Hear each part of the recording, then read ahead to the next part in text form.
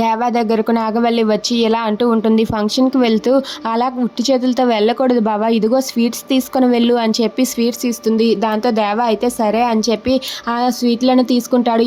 ఇంతలో అక్కడ ఉన్న ఒక స్వీట్ని తీసి తన నోట్లో పెట్టుకోబోతూ ఉంటాడు. అది చూసి నాగవల్లి అయితే ఆగు బావా ఆగు, ఏంటి ఇది, నేను కావేరీ కోసం స్పెషల్గా చేయించిన స్వీటు, ఇది నేనే నా చేతులతో కావేరీకి స్వయంగా ఇస్తాను బావా, ఇది నువ్వు తింటే ఎలా చెప్పు బావా అని చెప్పి అంటుంది. అది వినగానే దేవా అయితే ఒక్కసారిగా ఏంటి ఇందులో ఏమైనా కలిపావా అని చెప్పి అంటే, అవును బావా స్పెషల్గా చేయించానని చెప్పాను కదా, ఇది తిన్న అరగంటకే ఆ కావేరి మటాష్ అయిపోతుంది అని చెప్పి అంటుంది. ఇక దాంతో అక్కడ ఉన్న దేవా అయితే మొత్తం అంతా కూడా ప్లాన్ చేస్తాడు.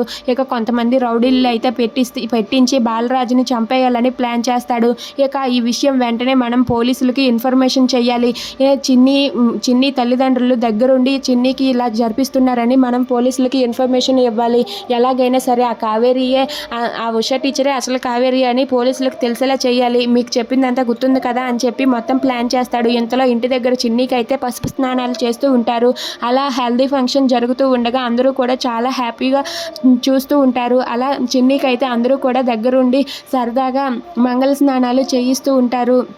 అది చూసి అక్కడ ఉన్న చిన్ని అలాగే బాలరాజు కావేరి వీళ్ళైతే చాలా హ్యాపీగా ఫీల్ అవుతారు. ఇక చిన్నికి బొట్టు పెట్టి పసుపు రాసి వాళ్ళందరూ కూడా నీళ్లు పోస్తూ ఉంటారు. అలా సరదాగా అందరూ కూడా చిన్నికి అయితే మంగళ స్నానం చేయిస్తూ ఉంటారు. అలా చిన్నికి అయితే హల్దీ ఫంక్షన్ జరుగుతూ ఉంటుంది. ఇక అందరూ కూడా ఒక్కొక్కరుగా వచ్చి పసుపు రాసి ఆశీర్వదించి తనకైతే బొట్టు పెడతారు.